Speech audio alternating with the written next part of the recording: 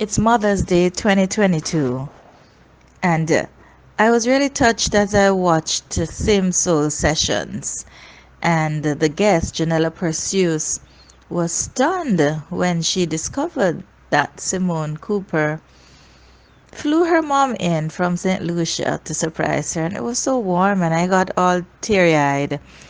And it was in that moment it struck me that for someone who had not had a mother the way people speak of a mother, I was now over it.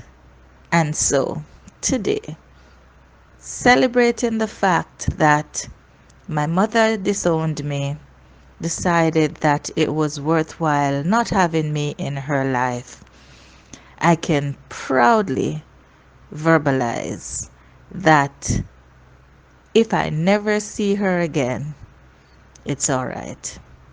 Now, don't get all puffed up inside. Don't start sending lines of comments that it's your mother no matter what. All of that cliche has been said and done. But can I just tell you? And as this lady spoke of postpartum, there's so many other thoughts, and I have spoken about my mother, and I have pointed out the narcissist that she is. But even more importantly, we should never try to force something on someone. And my mother knew without a shadow of a doubt that she did not want children. She also knew that having given birth to two, that didn't change her mind. She knew as well that she wanted to be free. She wanted to live her life how she wanted to, and she wanted no entanglements because that's exactly how she saw her two children, entanglements. The anger and the bitterness that she would exude every time she either had to deal with us or come in contact with us was of such that I discovered that it's really unfair to put somebody through so much terror. I think we were her trauma. And I think every time she came in touch with the knowledge of us, it was a trigger. And so she made it abundantly clear. And there was absolutely nothing anybody could do to change her mind.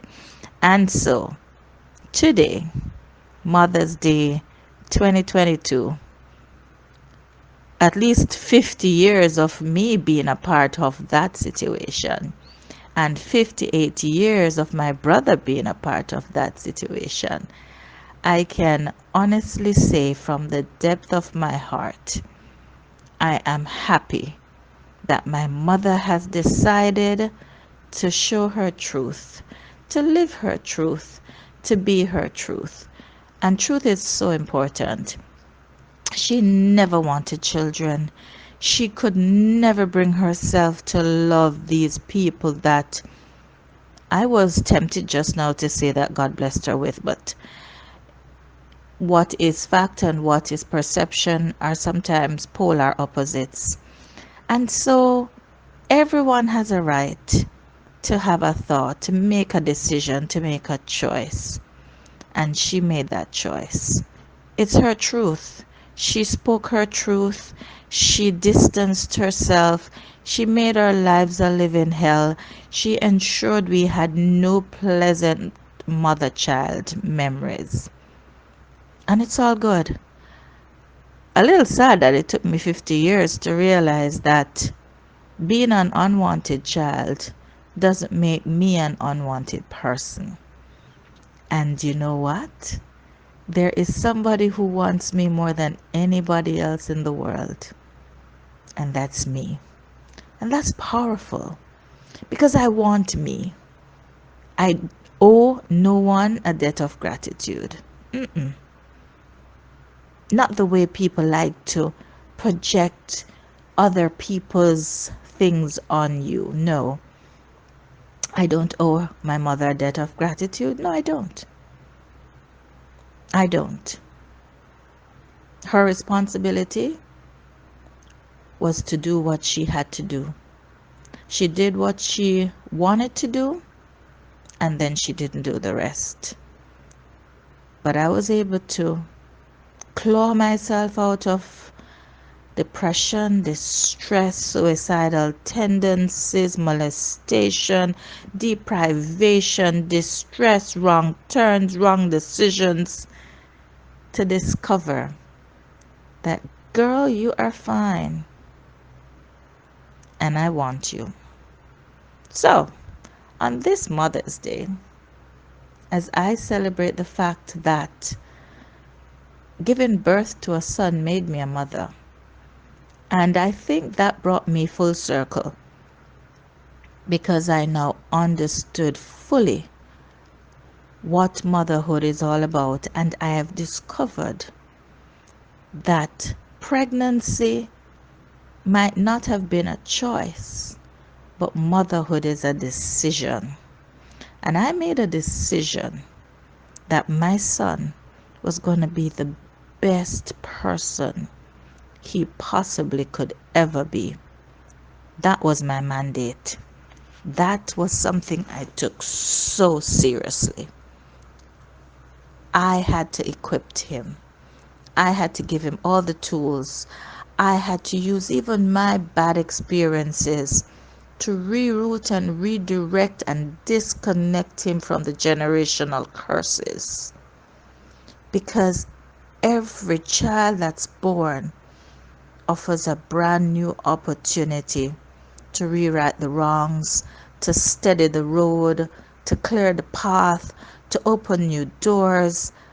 But we've got to start by pouring into them the substance that will make them stronger, substance that will help them to focus, substance that will help them to understand who they are, whose they are, what's their direction, where they're going there, why they're going there, when they're going there, and to know that it's not just the arriving at the destination that's important, but it's the journey. So today, Mother's Day, with clarity of thought, openness of heart, and joy. Oh, joy, joy, joy. I can firmly say for the very first time, unequivocally, that I am so happy that my mother chose to let me go, so I would not have had to spend the rest of my life trying to make her happy, trying to tell her that I matter, trying to allow her to discover that I count, trying to let her know that it was not a mistake, trying to convince her that you did a good thing by not closing your legs as I descended the birth canal to break my neck. I no longer have that obligation. Instead, my obligation is to me. My obligation is to live. My obligation is to touch lives.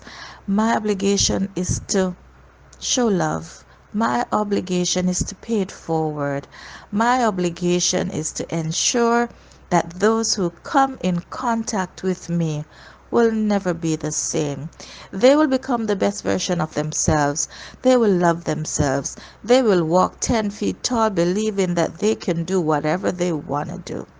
Because it's not how you start, it's how you finish.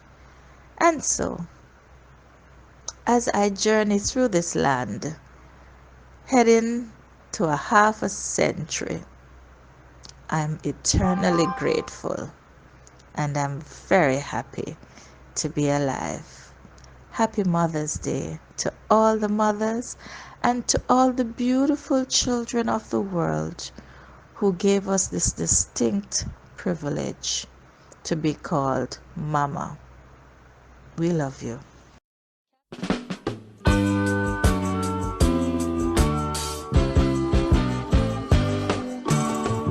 One more Jamaican gone abroad.